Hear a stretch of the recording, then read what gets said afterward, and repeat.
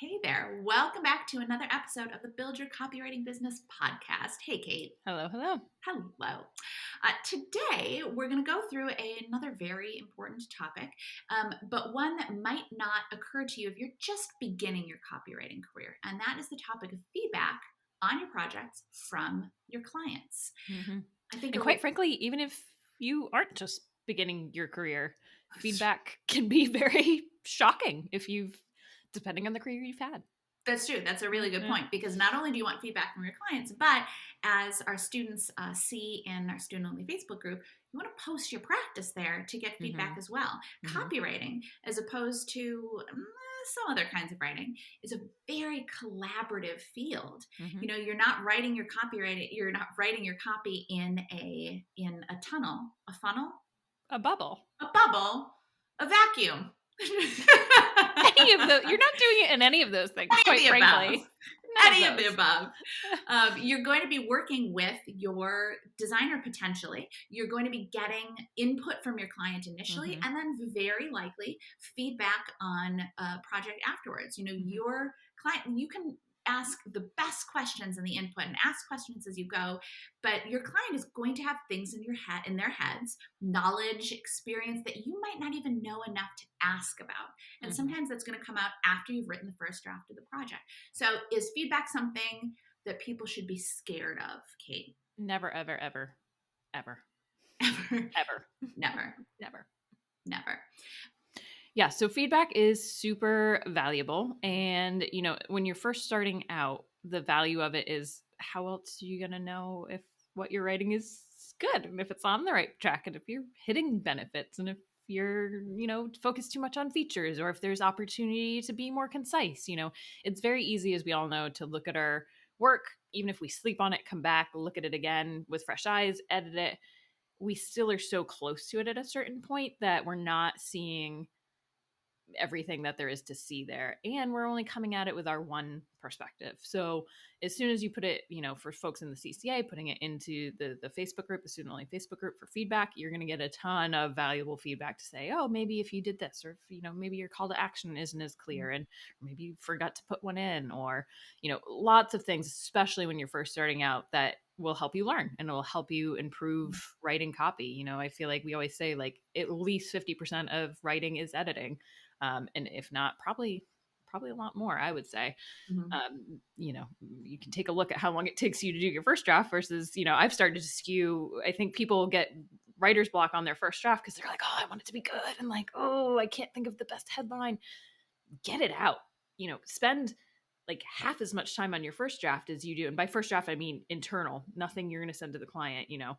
First draft of the client is maybe like draft number 5 for you or whatever it ends up being, but get it out, sleep on it, come back, and then start refining. And it's much easier and I think more valuable to put more of your time there in that refinement process than upfront trying to kill yourself getting the perfect headline right out the gate. So, you know, again, getting feedback from other people though can help you see those things that even a good night's sleep can't help you see. Do be careful though about who you get that feedback from. You know, if you aren't in a community with other copywriters, other people who know what you're trying to accomplish, who say, hey, let me see your creative brief. What are the elements that you're trying to get in here? Yeah.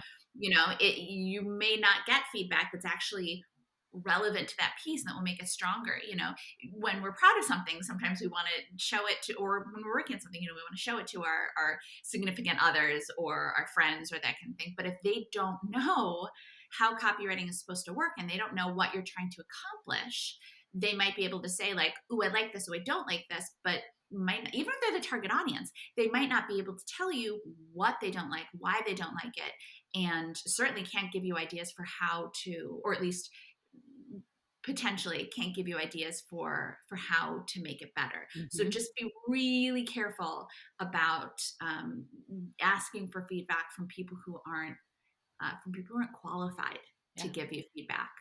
It's a great point too. I would be very wary of anything that is very much blanketed. Oh, I love this and nothing else. Or, oh, I hate this and nothing else. Always looking for, well, why? And, you know, the explanation behind something. Or, oh, I just think this could sound better. okay, digging into why that is. So you really understand, is that valid feedback? Does it make sense for the brief? You know the project more than perhaps anyone else. So, taking especially oh, I love it. Yeah, it's a great point. I mean, as humans, we, especially when we're starting a new venture and we're maybe a little unsure of ourselves, we really crave people saying, "Yeah, this is really good. You've done it fantastic." But the thing is that when you're trying to learn, when you're trying to build your skills, it's not actually all that valuable to just have people make blanket statements like, "Oh, I like this," or Mm-hmm. or this. Oh, wow, this line is clever, and because maybe the project doesn't call for being clever, as Mm-hmm. frankly many of them don't. And I like this. It's nice, and that might make us feel good. But if we haven't hit off on the key points in the brief, if we haven't in the creative brief, if we haven't been focused on writing effective copy, it's actually to get feedback that I like this is actually unhelpful, because then we don't improve the copy that we've written, and we end up, even if it's just for practice or if it's for a client, we end up passing through copy that's not as good as it should be. Mm-hmm. So that's copy feedback from while you're practicing, from potentially from other copywriters, other copywriting students, that kind of thing. Mm-hmm. What about copy feedback from clients? You've done the work. To your point, Kate, you've gone through the edits. You've written I think it was Annie Lamott who says, right, S word, shizzy first drafts. But then you take the time to edit it, you Mm-hmm. polish it, you get it to a really good place, and you turn it into the client. What about feedback from the clients? Yeah, I think everyone, and I say everyone because it's everyone, we all need to shift our mindset from when we send off that draft, because then this fear creeps in of, oh my God, now the waiting period. And what if they hate it? What if they don't like it? And what if I have to start over? And what if I cross those bridges when you have to? If they really hate the whole thing, okay, then that's going to be again, keep moving forward, keep where there's nowhere else to go but forward at that point. And so once you send it off, as much as possible, saying, okay, I did that, that was awesome, I put my best foot forward, on to the next thing, and not focusing on that until you need to focus on that project again. Once that project's out the door, it is out the door and out of your brain as much as possible. Otherwise, you're not going to be able to focus on other client projects or your own business that you need to grow and all the tasks that you need to work on. You're going to let that take up way too much space. That, oh my gosh, what if they completely hate it, is one of those like erroneous fears. If you did the work at the outset, if you did the work in the input call, the kickoff call, Mm-hmm. and you asked good questions, you really dug into the project, and you really, really understand, and you and your client are on the same page, the chances that they are going to absolutely hate it, that you are going to be completely off the mark, are so incredibly slim. Because Yep. at the outset, you and your client got on the same page about what the project entails, what the messaging is going to be, who the target audience is, what the tone is going to be. Already having all of those building blocks in place, you're already half of the way there. Mm-hmm. So and don't get me wrong, with new clients, we all feel like, oh my God, what if I, but just to be clear, that's one of those crazy resistance thoughts that comes up. Yep. It's Well, not a valid thought. and the Fear. worst case scenario is that they come back and it doesn't match up with the creative brief, what they want now. It's a change of scope. And at that point, that's when you sit them down and say, okay, here's what we went over together. And you and I talked about this, and here's what I delivered and how it meets this brief.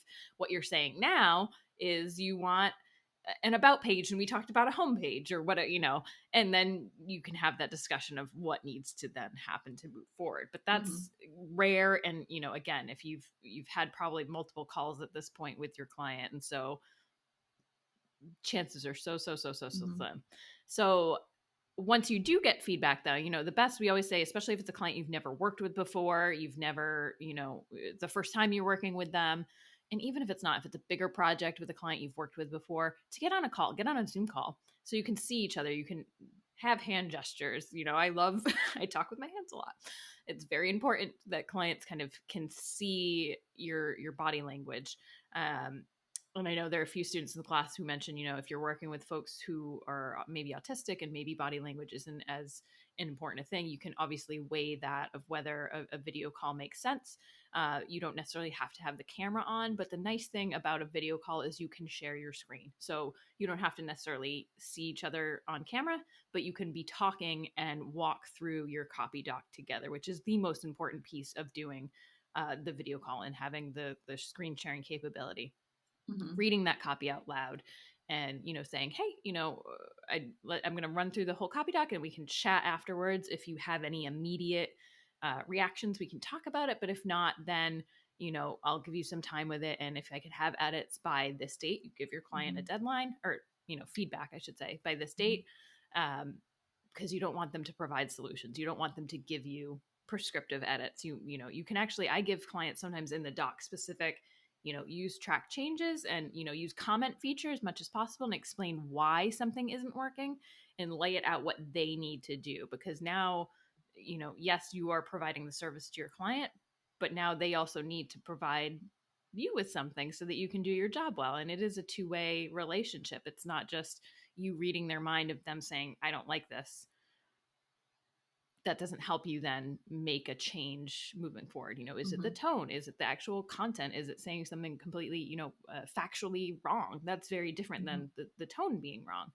And so, setting that deadline, saying, to hit your deadline of this for me to turn around a V2, I need to have edits or feedback. Again, I keep calling them edits. Feedback by this date. Mm-hmm. Mm-hmm. Yeah, exactly. And yeah, I love that concept of saying, if they come back to you, if they, clients don't know how to be clients. So if they come back to you with, well, I just don't like this, saying to them, okay, it's most helpful when you can explain to me why it isn't working for you.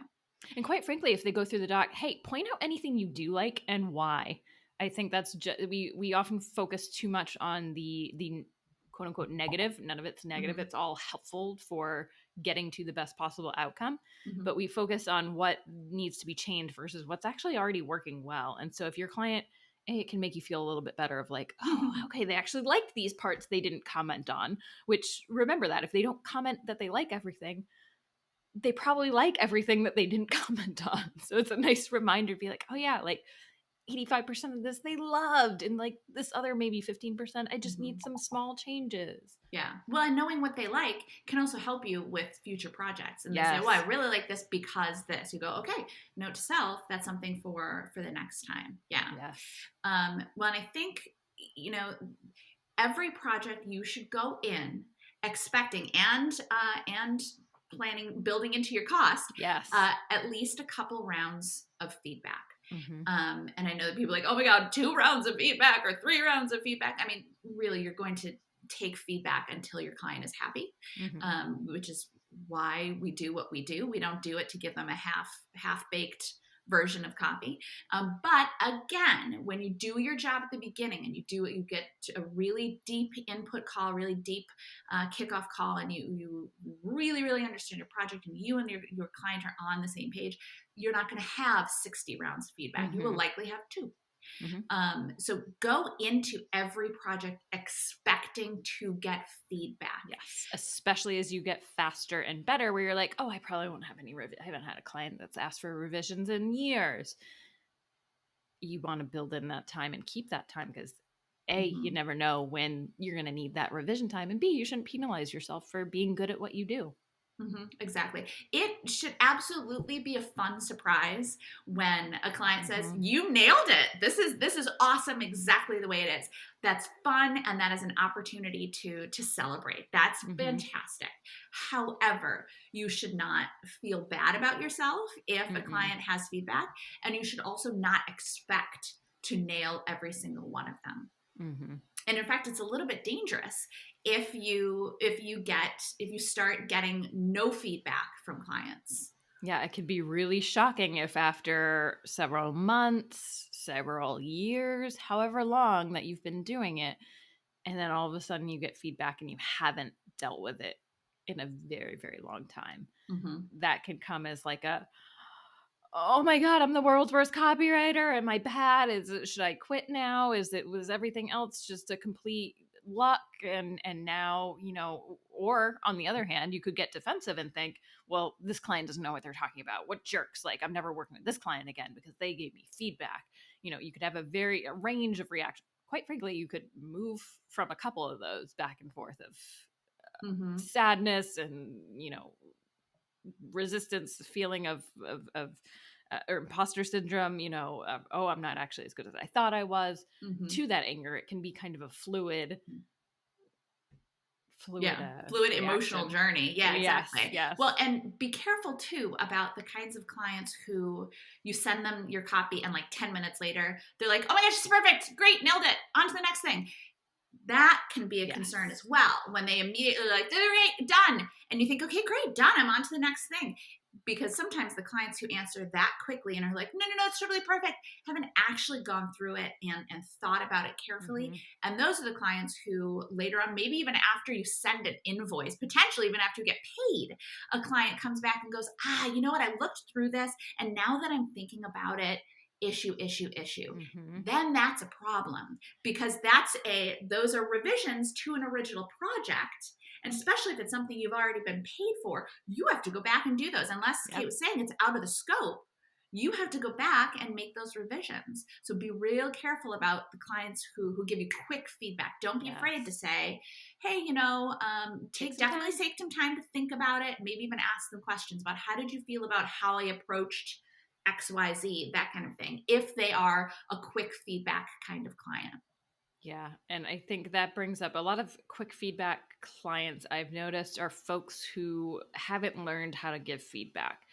Giving feedback is a skill and it is hard because it's often uncomfortable for us to do it because we feel like, ooh, we're going to tell them something's wrong or that I don't like something. And that doesn't feel good. We don't want to tell them, ooh. But as a copywriter, you want them to tell you that. You need them to tell you that because, again, we're always, whether we're just starting or we've been doing it for 10 years, there's still something to learn. There always something to learn and gain from a project. And we're never, expert, 100% accurate all the time, copywriter knocking it out of the park. There's always something. So, knowing that it might be hard for them to give you that feedback, making sure they know that you are very much open to it and you're willing to accept it and say, hey, I want to get this to the best possible place, so please let me know, if there's anything you feel like is off with the tone or if there's any content we put in here that it isn't accurate or doesn't represent your brand, isn't factually accurate. Ask those questions and start to try to pull that out of them. Yeah. And make it clear that this is a completely normal and natural part of the process, that they shouldn't feel bad for asking change. Like we say, a lot of especially new copywriters go into it thinking like, oh, I don't want my client to be mad at me. But your client's going, I don't really know how to do this. So they need your help to be guided to be the best clients that they can be. And as we were saying earlier in the episode, your client's just going to have things in their brain that they're not going to know to share with you. And you're not going to think to ask. It's how it is. And there's going to be elements of their expertise that will be useful for this piece, but they're not even going to think about until they've seen that first draft and they go, oh God, what we should put in here is XYZ. And again, because you don't have that expertise in what your client does, you don't have the knowledge to be able to ask about. You can't read their minds. And that's what, copywriting is. Again, it's a collaborative process. So you are bringing in that first draft, then your client is coming in and helping you refine it a little bit or offering a couple of points like, oh, here, this. Then you're doing the refining, really. Your client is coming in and going, oh, maybe here, and then you take it back and you're polishing it, you're refining it, you're sanding it. I don't know why it's definitely not how you would build a house, but in my mind, you're sanding it. I was picturing a gemstone that you were polishing. Better. That's much better. A really big gemstone. The Hope Diamond.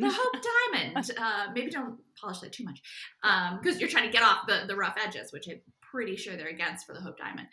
And then again, same thing. You take it back and you incorporate the feedback and you take it back to their client. And it may be that at this point they're like, "Yep, you hit it. They got in my feedback points and you hit it." Or it may be like, that's so close, but what maybe this element now that this is in here. So expect and welcome feedback. Is it exciting when a client is like, you totally nailed it? Yes, it is. And you should definitely celebrate it. And that's awesome. However, it should not be your expectation. And actually, really, his little tough love, it should not even be your desire. Mm-hmm. that a client comes back and says, you completely nailed it. Because the best copywriting work is the work that is developed by working collaboratively with you and your client. Yeah, it's a partnership. Like, yes, they're paying you. And so there is some like hierarchical structure there. But remembering that you aren't just here it is, here it is. It's a partnership, and you want to be a strategic partner for your client and working with them to get to that best possible outcome. And I think, just like it's hard for them to sometimes give feedback, it's hard for us to receive it if we're not used to it. So to Nicki's point, you should welcome it, because this is a skill you want to build. You want to be really good at getting feedback so that you know how to engage with it without getting defensive or without getting, upset or sad or angry or any of those emotions. You want to continually work with different clients who have different ways of giving feedback and different styles, so you can figure out what's the best, what do I need from my client now to get to the best possible outcome I need. And that's going to be a process. So when you're first starting out, especially, don't get discouraged. And even as you go along a little bit, because clients have different ways of giving feedback and working with you, and what they are looking for might be completely different than what a past client was looking for. They might push you on something. I've had clients very recently. I remember one who I was like, oh, really? And then I thought about it. I was like, oh, you know what? They are pushing this to get to a better place. Yes, my word choices could be even stronger. Was it strong? Yes, but it came out and I was like, ooh, this is even better. And I needed that, because I wasn't going to push myself I did to a point, but I could only push myself so far. It's like when you're in the gym, you're going to push yourself so far, but to lift those really, really heavy weights, you're going to want a trainer, because you want someone spotting you, first of all. But you need someone else that has that different knowledge. I'm just picturing myself dropping under weights now. I know. But it's that same thing. You're birthing that copy. You need to like lift it up, and you need help sometimes to get it there. And that's not a mark on you by any means. It's just part of a collaborative process where things are so much better when more eyes and perspectives are involved to see areas that can be improved and be polished better. Exactly. And savvier clients who are more successful, maybe have worked with other copywriters before or worked with, other service providers, understand that it's part of the process. In our bonus interviews, which you can submit a review of the podcast if you haven't yet. If you have, thank you. But if you haven't yet, we'll put a link on the show page, so you can submit your review, screenshot it, and we'll get you this bonus interview. But I did bonus interview several with really successful, 6, 7, 8-figure entrepreneurs. And I asked them and said, what do you think when a copywriting project takes a couple of rounds of revision? And every single one said, oh no, I totally expect that.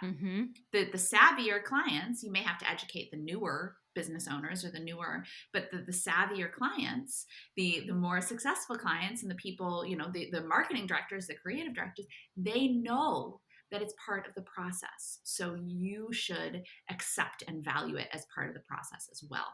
Absolutely. And the one thing I'll add too, we're very focused right now on a specific feedback on a specific project, which is going to be the bulk of kind of the feedback you're getting when you're working with clients. The other thing I would recommend is if you're reaching out to your clients after a project is wrapped up, whether to follow up and be like, hey, I just want to check in, see how it was doing, if it was an email to get results and be like, how did it perform?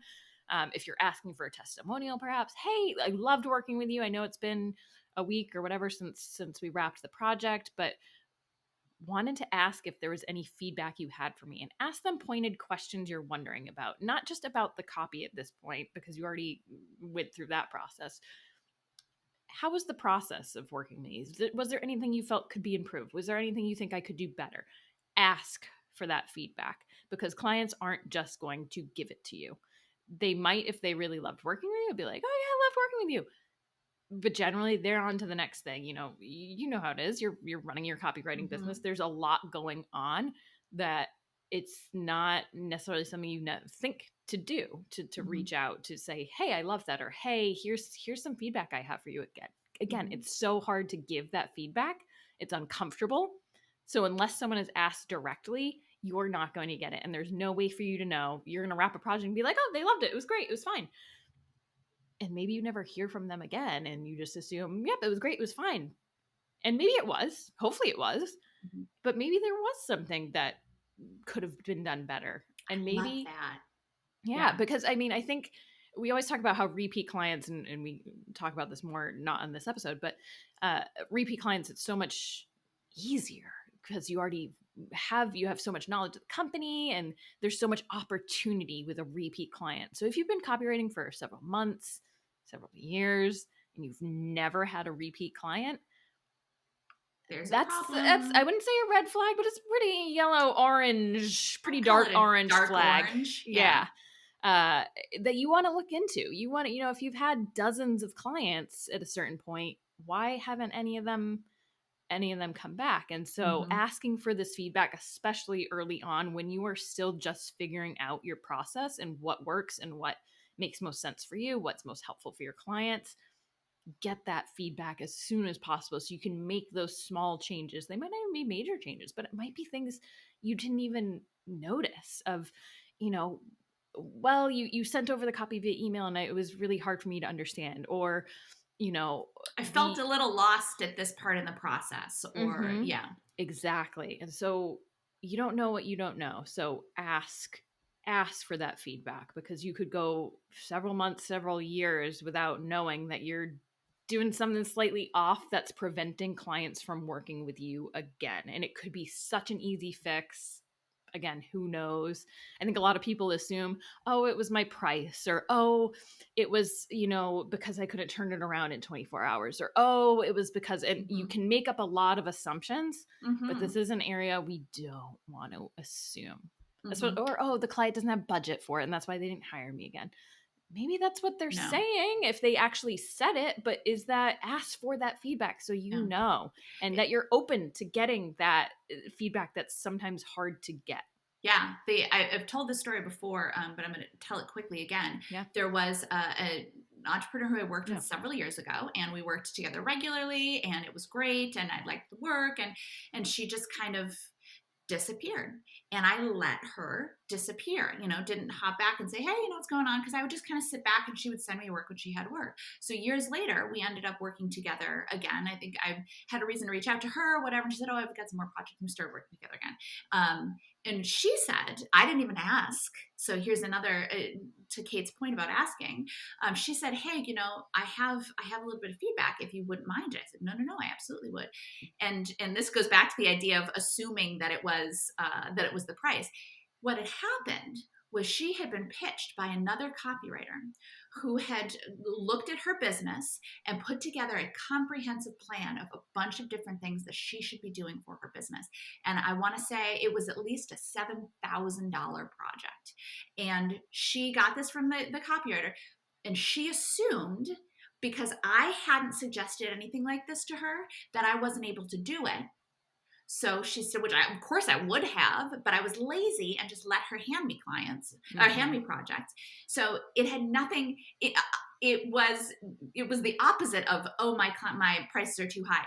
She took on a $7,000 client or copywriter and stopped working with me because this copywriter pitched her well. And I only found this out years later because we happened to get back together. Ask for feedback, re-pitch your clients, be the kind of partner, because that's the thing too, when you're asking for feedback, you're asking, how can I be a better partner to you? How can I make this process better for you? How can I serve you better? And that is, we come back to that again and again, because that is how it's how we are best successful, when we put our clients' needs, within reason of course, but when we put our clients' needs and their business's needs first, and we stay focused on them. Yeah, your story reminds me of, actually, just a couple of days ago, I thought of a woman who I had done a project with 7 years ago now. I went back in my email. I save a lot of things in my work folder in my email. And I was like, okay, here's my last communication with her. Whatever happened to that? I was like, I remember we did a project and I liked it. I think it went well. The last communication was, I was doing a move. Granted, that could be my excuse, but it's no excuse. I had said something about moving, and she said, oh, get back in touch with me. I'd love to chat. I had reached out and been like, hey, are you willing to chat about just freelance in general? This was before I had gone full-time freelance. And, I'd love to pick your brain if you're willing, and da, da, da, da, da. And she was like, oh yeah, absolutely. And that was where that's where the trail, the email trail ends. Unless there's something else I deleted, which I'm sure there's not. So, I'm actually going to email her today, just be like, hey, how are you? Not that I don't want or need work, but what a jerk. What a jerk to have not followed through and followed up. Yeah, it's we have to stay in communication with our clients and get that feedback, to Kate's point, not just on the project, but on the whole service experience. And any feedback that you get could serve, not just serve them, but serve any and all future clients that you have, and just make you a better service provider, able to work with more clients, get more repeat clients, get more referrals, command higher rates as you go. So take that feedback, take it gratefully, and value that feedback. And if even just asking for it says a lot about who you are. I would love to work with someone who proactively said, hey, what could I do better? Heck yeah, that's the type of person I want to work with again and again, because I know that they're open to it. I know we can have good communication and a good relationship that can build because they're open to it. And so it's up to you to really choose whether you're open to it or not. Yeah, choose whether you're going to be the kind of person that's like, ooh, project is over, run away, or okay, it's the thing, project's over, bank that money on to the next one. Exactly. And that's not how it should be. Because to go back to that earlier story, if I had, because not only did I miss out on a potentially $7,000 project, but this woman is a business coach for other business owners, who since then has, since we've started working together again, has referred me to other clients of hers. Now, this was like 5 years ago. So a very conservative estimate is that I lost out on anywhere between $50,000 and $100,000 of work in that from her and from referrals to her clients, by not repitching, being that best partner I could be, and asking for feedback. Because if I had asked for feedback when I stopped hearing from her, or checked in and said, hey, just wanted to check in on the project, how is this partnership going for you, I would not have lost out on that, because she said she liked working with me, but she assumed that because I hadn't followed up and I hadn't pitched this project, that I wasn't able to do it, when I absolutely would have. It's feedback improves you as a copywriter, and it improves your career, and it also improves your income. Win, win, win, win, win. Win. A lot of wins all around. So many wins. Okay, so I hope that this has been persuasive enough to get you to welcome that feedback when it comes, and ask for it when it doesn't come, because it will absolutely be of great value now and throughout your career. And we'll see you in the next episode. Bye, everybody. Thanks for watching. Make sure you don't miss any tips, tools, or tactics for copywriters by clicking subscribe right now. And of course, you can always find us over at filthyricwriter.com. We'll see you next time.